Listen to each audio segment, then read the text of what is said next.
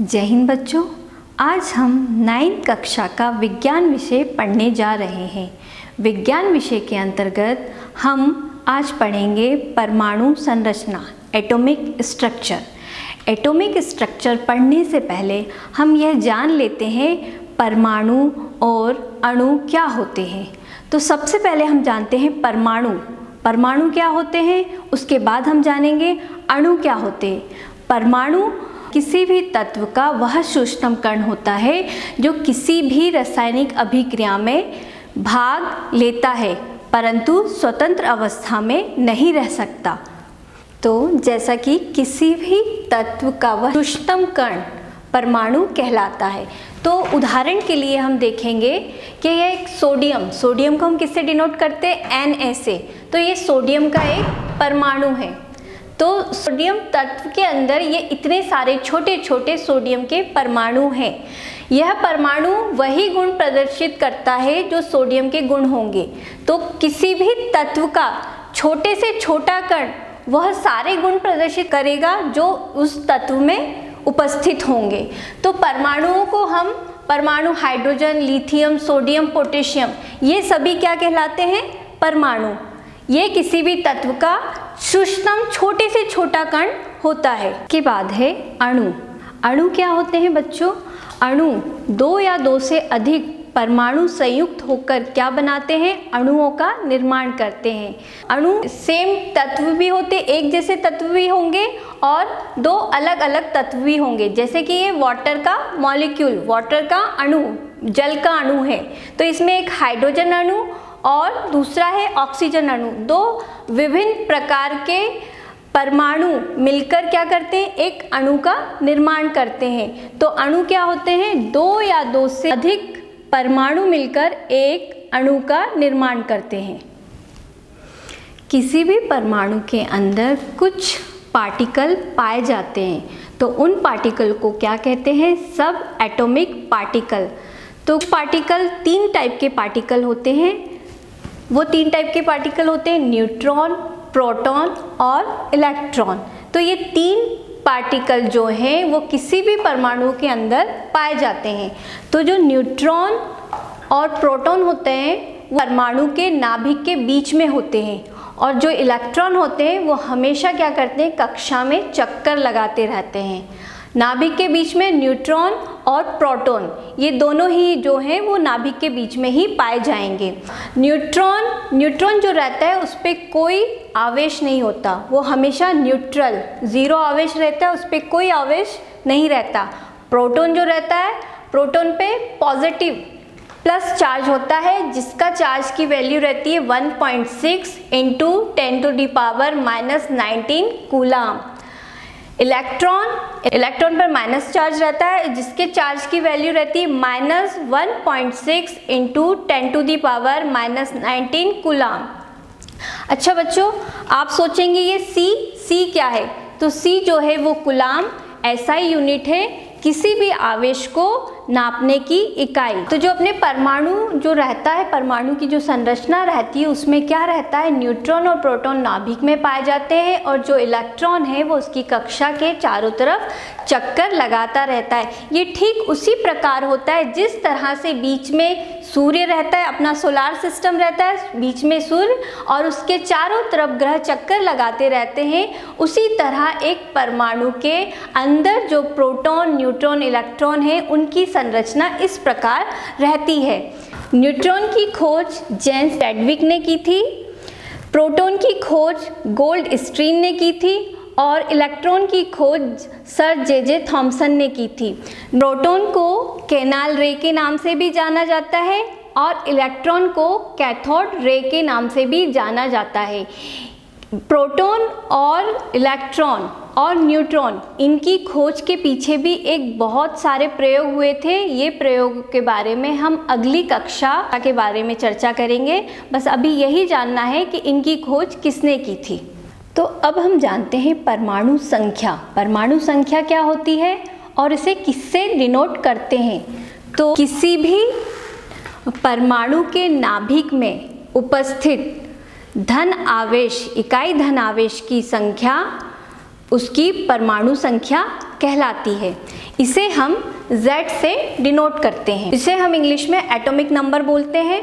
तो किसी भी परमाणु या एटम के नाभिक में जितने प्रोटॉन उपस्थित होते हैं उतने ही उसके बाहरी कक्षा में इलेक्ट्रॉन उपस्थित होते हैं। तो नाभिक के अंदर जितने प्रोटॉन होंगे उतने ही उसके क्या होंगे, इलेक्ट्रॉन। तो वही उसकी क्या कहलाती है, परमाणु संख्या। जितने प्रोटॉन उपस्थित होंगे उतने ही इलेक्ट्रॉन उपस्थित होंगे। उदाहरण के तौर पर हम सोडियम तत्व लेंगे जिसका एटॉमिक नंबर, परमाणु संख्या क्या होती है, 11। पर इसके प्रोटॉन कितने हैं, 11, और इसके इलेक्ट्रॉन भी कितने रहेंगे, 11। इसके न्यूट्रॉन 12 रहते हैं। थोड़ा 1 या 2 ऊपर नीचे हो जाता है, ये मैं अभी आपको आने वाली द्रव्यमान में समझाऊंगी। तो न्यूट्रॉन के बारे में अभी हम जानेंगे, प्रोटॉन और इलेक्ट्रॉन। तो किसी भी परमाणु के नाभिक में जितने प्रोटॉन उपस्थित होंगे उतने ही उसके इलेक्ट्रॉन होंगे और वही उसकी परमाणु संख्या कहलाती है। इसके बाद हम जानते हैं परमाणु द्रव्यमान, परमाणु भार या द्रव्यमान अंक। इन तीनों का एक ही नाम है, द्रव्यमान संख्या भी कहते हैं इसे, परमाणु भार भी कहते हैं और एटॉमिक मास भी कहा जाता है। तो एटॉमिक मास क्या होता है, किसी भी परमाणु के अंदर उपस्थित प्रोटॉन और न्यूट्रॉन की संख्या का योग, उसका एटॉमिक भार कहलाता है या एटॉमिक वेट कहलाता है। तो इसको डिनोट ए से किया जाता है। उदाहरण के तौर पर हम देखते हैं सोडियम का एटॉमिक नंबर 11 होता है, जिसमें उसके प्रोटॉन की संख्या 11, न्यूट्रॉन की संख्या 12 और इलेक्ट्रॉन की संख्या 11 होती है। ये तो आपको पता ही है कि जितने प्रोटॉन होंगे उतने ही इलेक्ट्रॉन होंगे किसी भी परमाणु में, और उसके जो का एटॉमिक वेट या उसका द्रव्यमान संख्या वो क्या होती है, परमाणु के नाभिक में उपस्थित प्रोटॉन और न्यूट्रॉन की संख्या के योग को उसका एटॉमिक वेट या द्रव्यमान संख्या कही जाती है। तो सोडियम के प्रोटॉन की संख्या कितनी होती है, 11, और सोडियम के न्यूट्रॉन की संख्या कितनी होती है, 12। तो इन दोनों का जब ऐड करते हैं तो उसके एटॉमिक वेट निकल आता है। तो सोडियम का एटॉमिक वेट कितना होता है, 23। तो दोनों को जब अपन ऐड कर देते हैं, दोनों की संख्याओं को प्लस कर देते हैं, तब किसी भी परमाणु का एटॉमिक वेट या उसका द्रव्यमान या एटॉमिक मास निकल आता है। अब हम समझते हैं समस्थानिक और समभारिक। समस्थानिक क्या होते हैं, एक ही तत्व के वे परमाणु जिनके भार भिन्न भिन्न होते हैं और परमाणु क्रमांक समान होते हैं, वो क्या कहलाते हैं, समस्थानिक। समस्थानिक जैसे यहाँ हमें एग्जाम्पल दिख रहा है, उदाहरण हाइड्रोजन का, हमने हाइड्रोजन का उदाहरण लिया है। इसमें हाइड्रोजन के परमाणु क्रमांक सेम हैं और इनका परमाणु भार, एटॉमिक मास, द्रव्यमान अंक अलग अलग हैं, तो वो क्या कहलाते हैं, समस्थानिक। हाइड्रोजन के 3 समस्थानिक अभी तक के ज्ञात हैं, प्रोटियम, ड्यूटेरियम और टाइटेरियम। इसी प्रकार समभारिक। समभारिक क्या होता है, जैसा कि हमें नाम से ही समझ में आ रहा है, भार समान, समभारिक। तो ऐसे तत्व जिनके एटॉमिक मास या परमाणु भार सेम होते हैं किंतु उनके एटॉमिक नंबर या परमाणु क्रमांक अलग अलग होते हैं, वे तत्व क्या कहलाते हैं, समभारिक।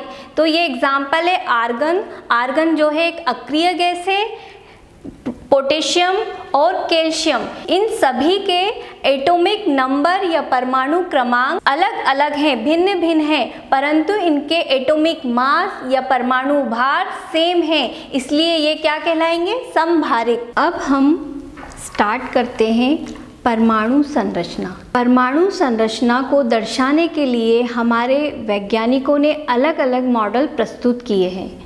तो जिसमें से कुछ मॉडल हैं, पहला मॉडल है थॉमसन का परमाणु मॉडल। परमाणु मॉडल की परिकल्पना सबसे पहले थॉमसन ने की थी। थॉमसन के अनुसार परमाणु धनावेश से निर्मित एक गोलाकार संरचना है जिसमें उस पर उपस्थित धनावेश के बराबर इलेक्ट्रॉन वितरित रहते हैं। उन्होंने क्या बताया था कि जो परमाणु संरचना है, थॉमसन के अनुसार उन्होंने ये बताया था जो परमाणु संरचना है वो एक तरबूज जैसी होती है। तो तरबूज का जो खाने योग्य पदार्थ होता है वो पॉजिटिवली स्फीयर होता है और उसके अंदर तरबूज के बीज जो रहते हैं वो इलेक्ट्रॉन की तरह रहते हैं। तो उन्होंने यही बताया था क्रिसमस केक में जो केक होता है और उसके बीच में जो ड्राई फ्रूट रहते हैं वो इलेक्ट्रॉन की भांति रहते हैं और जो केक रहता है वो पॉजिटिवली स्फीयर होता है। उसी तरह उन्होंने तरबूज का भी बताया था। तरबूज जो है उसका खाने योग्य लाल पदार्थ पार्ट जो है वो पॉजिटिवली स्फीयर है और जो उसके बीजे हैं वो इलेक्ट्रॉन की भांति होते हैं। इस मॉडल में भी बहुत सी कमियां पाई गई थी, तो ये मॉडल को भी वैज्ञानिकों ने रिजेक्ट कर दिया। इसके बाद नेक्स्ट मॉडल जो आया था वो था रदरफोर्ड। थॉमसन के परमाणु मॉडल में बहुत सारी कमियां थी। उन कमियों को दूर करने के लिए रदरफोर्ड ने एक मॉडल प्रस्तुत किया था, क्योंकि थॉमसन मॉडल सारी बिंदुओं को नहीं दर्शा पा रहा था। इसीलिए रदरफोर्ड एक वैज्ञानिक हैं, उन्होंने एक मॉडल प्रस्तुत किया। परमाणु संरचना को ज्ञात करने के लिए रदरफोर्ड ने एक मॉडल प्रस्तुत किया जिसे रदरफोर्ड का परमाणु मॉडल कहा जाता है। इस मॉडल के अनुसार उन्होंने एक एक्सपेरिमेंट किया। उन्होंने क्या किया था, उन्होंने एक स्क्रीन ली, जिंक सल्फाइड की एक स्क्रीन ली। उस स्क्रीन पर उन्होंने एक मेटल की पतली पन्नी, धातु की पतली पन्नी की गोल्ड फॉइल लिया और उस गोल्ड फॉइल पर उन्होंने क्या किया, उन्होंने यह देखा कि जब सोने की धातु से बनी पतली पन्नी पर किसी रेडियो एक्टिव पदार्थ से प्राप्त अल्फा कणों से बमबारी या बौछार की तो उन्होंने क्या देखा, जो अल्फा कण थे वो पॉजिटिव चार्ज थे। तो उन्होंने देखा, उन्होंने बहुत से अल्फा कण जो उन्होंने बमबारी किए थे अल्फा कण के, बहुत से अल्फा कण पतली सोने की पन्नी से आर पार निकल आते हैं। कुछ कण अपने पूर्व पथ से आते हैं और उसी पथ में लौट जाते हैं। कुछ अल्फा कण सीधे आते हुए टेढ़े मुड़ जाते हैं और लगभग 20,000 में से एक अल्फा कण अपने मार्ग से चलकर 180 डिग्री का कोण बनाकर उसी मार्ग में वापस लौट जाता है। तो उन्होंने कुछ निष्कर्ष निकाले। इन सभी प्रेक्षणों के आधार पर रदरफोर्ड ने परमाणु संरचना संबंधों कुछ निष्कर्ष निकाले जो इस प्रकार हैं। उन्होंने क्या देखा कि परमाणु का अधिकांश भाग रिक्त होता है क्योंकि अधिकतम अल्फा कण स्वर्ण पात्र के आर पार निकल जाते हैं। तो उन्होंने ये बताया जो अल्फा कण स्वर्ण पत्ती या जो अपन ने गोल्ड फॉइल ली थी उसके आर पार निकल गए थे, तो उन्होंने ये बताया कि परमाणु का अधिकांश भाग जो होता है वो खोखला या रिक्त होता है। कहीं ना कहीं ऐसा चार्ज है जो अल्फ़ा पार्टिकल को रिफ्लेक्ट कर देता है। उन्होंने जो अल्फ़ा पार्टिकल सीधे आके मुड़ जाते हैं तो उन्होंने ये बताया कि कहीं ना कहीं ऐसा चार्ज है जो अल्फ़ा पार्टिकल को रिफ्लेक्ट कर देता है। परमाणु का अधिकतम द्रव्यमान एवं धनावेश केंद्र में उपस्थित होता है, इसलिए प्लस पॉजिटिव चार्ज वाले अल्फा कण वापस उसी मार्ग में लौट जाते हैं। उन्होंने ये प्रेक्षण से निष्कर्ष डाला कि कुछ अल्फा पार्टिकल जो उसी मार्ग में लौट जाते हैं, तो उन्होंने ये बताया परमाणु के नाभिक में कुछ धनावेश उपस्थित होता है, इसलिए जो पॉजिटिव चार्ज वाले अल्फा कण थे वो सीधे आकर और उसी मार्ग में वापस लौट जाते हैं। इस प्रकार रदरफोर्ड ने परमाणु संरचना दी गई थी, पर आगे चल के ये रदरफोर्ड परिकल्पना को भी वैज्ञानिकों ने इसमें भी बहुत सी कमियां निकाली, इसको भी रिजेक्ट कर दिया। फिर उन्होंने एक नया मॉडल दिया था जिसे बोर का परमाणु मॉडल कहा जाता है। बोर का परमाणु मॉडल रदरफोर्ड के परमाणु मॉडल की कमियों को दूर करने के लिए नील्स बोर ने प्लांक के क्वांटम सिद्धांत के आधार पर एक परमाणु मॉडल प्रस्तुत किया। बोर मॉडल के अनुसार परमाणु के नाभिक के चारों तरफ कुछ कक्षाएं होती हैं जिसमें इलेक्ट्रॉन भ्रमण करते रहते हैं। ये कक्षाएं निम्न ऊर्जा स्तर से उच्च ऊर्जा स्तर तक जाती हैं।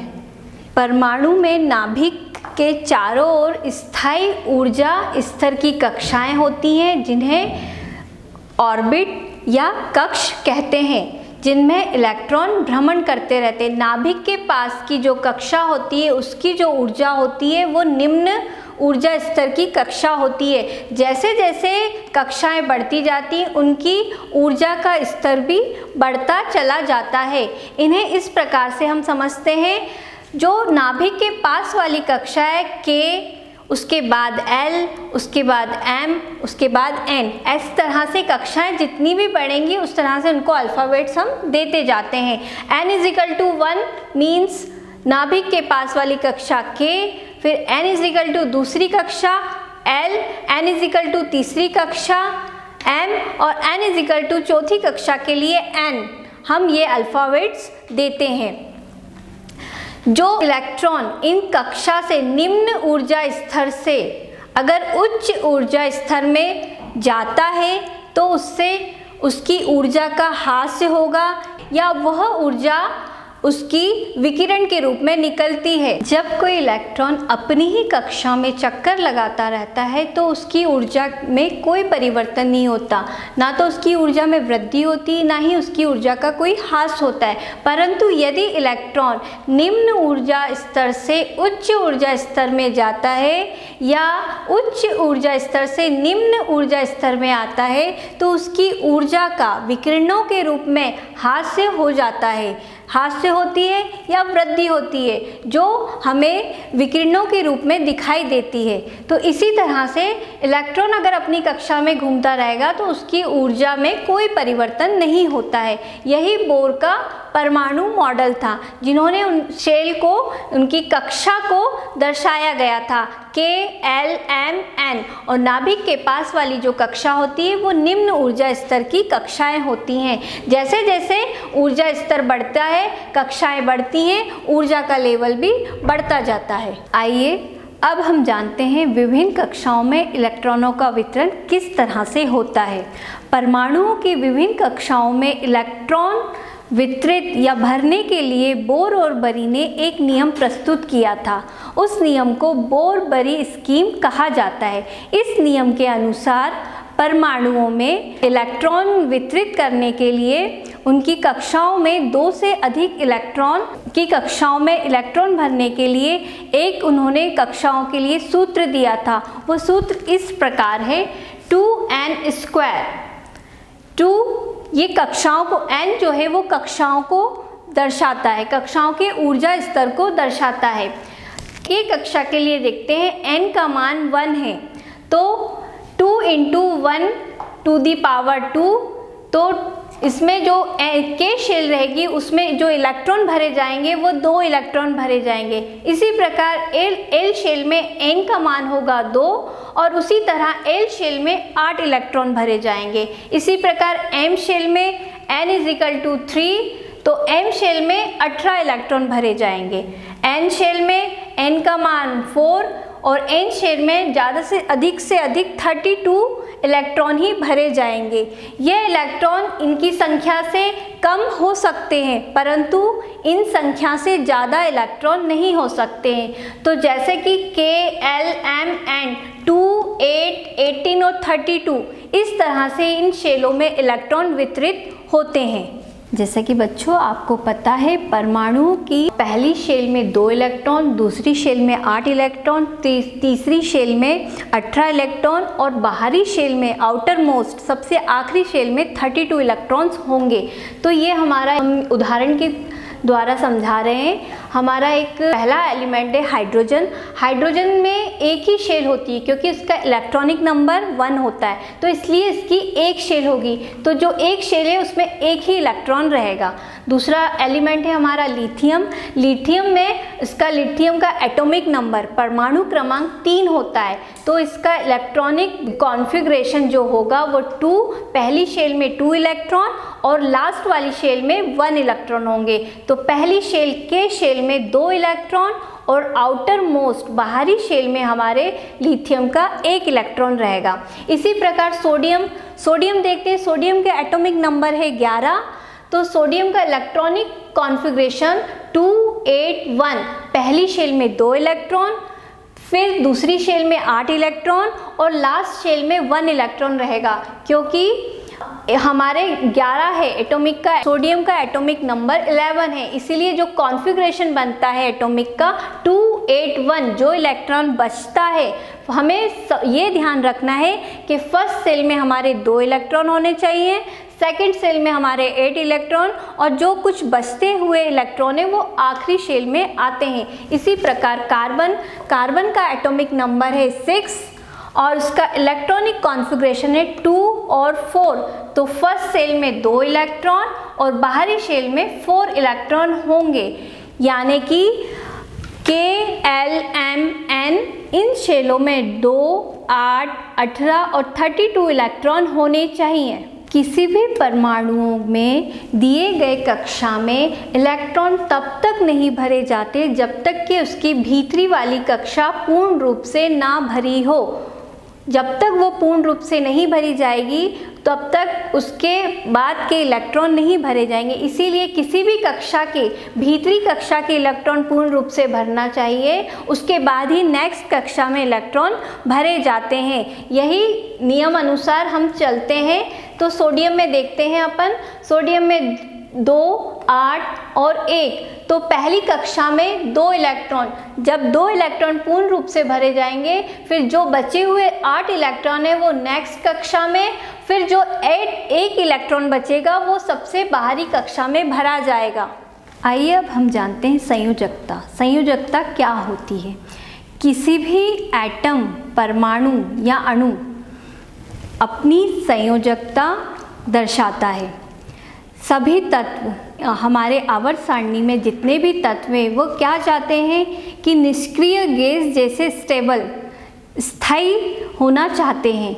तो वो लोग क्या करते हैं, निष्क्रिय गैस जो रहती है हमारी आवर्त सारणी में सबसे लास्ट ग्रुप में रहती है, तो वो लोग अक्रिय गैस से किसी से भी क्रिया नहीं करती क्योंकि वो स्टेबल है, स्थायित्व को प्राप्त कर लेती हैं, इसीलिए वो किसी से क्रिया नहीं करती। बाकी आवर्त सारणी में जितने भी तत्व हैं वो कुछ ना कुछ क्रिया करके अपने आप को स्थायित्व या स्टेबल करना चाहते हैं। तो संयोजकता क्या होती है? हमारे परमाणु में बाहरी कक्षा में जो इलेक्ट्रॉन रहते हैं वो क्या कहलाते हैं? संयोजक इलेक्ट्रॉन। और वो अपने आप को स्थायित्व या स्टेबल करने के लिए इन इलेक्ट्रॉनों को दान कर देते हैं या किसी से इलेक्ट्रॉन ले लेते हैं या इलेक्ट्रॉनों की शेयरिंग करते हैं। तो इस इलेक्ट्रॉनों को दान करना, इलेक्ट्रॉनों को ग्रहण करना, इलेक्ट्रॉनों की शेयरिंग करने से वो अपने आप को स्थायित्व या स्टेबल बना लेते हैं। तो जो इलेक्ट्रॉन, जितने इलेक्ट्रॉन दान किए जाते हैं वो उनके संयोजक इलेक्ट्रॉन कहलाते हैं और वही उनकी संयोजकता कहलाती है। जैसे कि एग्जाम्पल है लिथियम। लिथियम के पास 3 इलेक्ट्रॉन है, तो 2 उसके के शेल में 2 इलेक्ट्रॉन है और बाहरी आउटर मोस्ट शेल में 1 इलेक्ट्रॉन है। यदि लिथियम अपना 1 इलेक्ट्रॉन किसी और तत्व को या किसी और परमाणु को दान कर देता है तो उसके शेल में 2 इलेक्ट्रॉन रहेंगे। 2 इलेक्ट्रॉन ये हीलियम जैसे अपने आप को स्थायित्व प्राप्त कर लेगा। जैसे हीलियम, अक्रिय गैस में हीलियम है, हीलियम के 2 इलेक्ट्रॉन है पर वो स्थायी है, स्थायी तत्व है। उसी प्रकार लिथियम भी अपना 1 इलेक्ट्रॉन दान कर उसके पास 2 इलेक्ट्रॉन रह जाएंगे और वो 2 इलेक्ट्रॉनों से अपने आप को स्टेबल कर लेगा। लिथियम का जो है 1 इलेक्ट्रॉन उसने दान किया था वो उसका संयोजक इलेक्ट्रॉन कहलाता है और वो उसकी संयोजकता कहलाती है 1। लिथियम 1 इलेक्ट्रॉन दान कर पॉजिटिव चार्ज ग्रहण कर लेता है, अर्थात लिथियम पे जो संयोजकता रहती है उसकी +1। इसी प्रकार सोडियम के 2, 8 और 1, सोडियम का इलेक्ट्रॉनिक नंबर 11 होता है और उसके 2, 8 और आउटर मोस्ट में 1 इलेक्ट्रॉन रहता है। तो सोडियम क्या करता है, सोडियम भी 1 इलेक्ट्रॉन दान कर अपने आप को स्टेबल बना लेता है, क्योंकि उसकी बीच वाली शेल में सिर्फ 8 इलेक्ट्रॉन रह जाते हैं। 8 इलेक्ट्रॉन पाकर ये अपने आप को अक्रिय गैस जैसे स्टेबल कर लेता है और सोडियम की भी संयोजकता रहती है +1, क्योंकि उसने इलेक्ट्रॉन को दान किया है इसलिए उस पर पॉजिटिव चार्ज आ जाता है। तो ये इस प्रकार से ये सोडियम की संयोजकता कहलाती है। किसी भी इलेक्ट्रॉन की संयोजकता जानने के बाद आइए अब हम जानते हैं संयोजी इलेक्ट्रॉन किसे कहते हैं। तत्व का परमाणु अंतिम कक्ष में 8 इलेक्ट्रॉन रखने के लिए जितने इलेक्ट्रॉन त्यागता है, ग्रहण करता है या जितने इलेक्ट्रॉनों से साझा करता है वह संख्या उस तत्व की संयोजकता कहलाती है। ये इलेक्ट्रॉन अंतिम कक्ष के होते हैं, अतः परमाणु के अंतिम कक्ष को संयोजी कक्ष तथा उसमें उपस्थित इलेक्ट्रॉनों को संयोजी इलेक्ट्रॉन कहते हैं। संयोजी इलेक्ट्रॉन अनेक प्रकार से रासायनिक संयोग में भाग ले सकते हैं। परमाणु के मध्य संयोजी इलेक्ट्रॉनों की भागीदारी 3 तरह से होती है।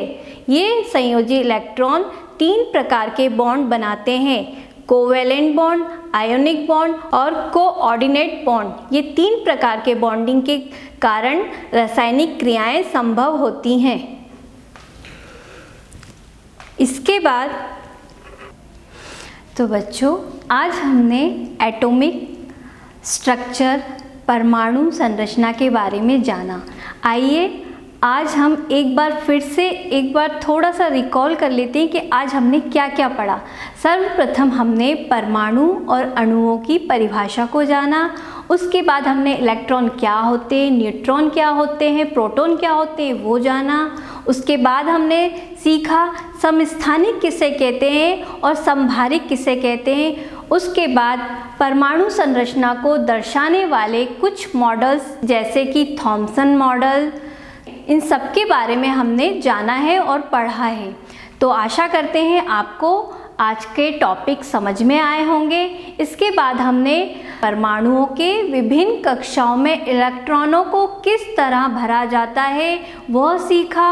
उसके बाद किसी भी परमाणुओं की संयोजकता क्या होती है, उसके आउटर मोस्ट शेल क्या होते हैं, कितने इलेक्ट्रॉन होते हैं, यह सीखा। इसके बाद आपको मैं कुछ क्वेश्चन देने जा रही हूँ, तो आशा करती हूँ उन प्रश्नों की तैयारी आप करेंगे और उन प्रश्नों को अपनी कॉपियों में लिखेंगे।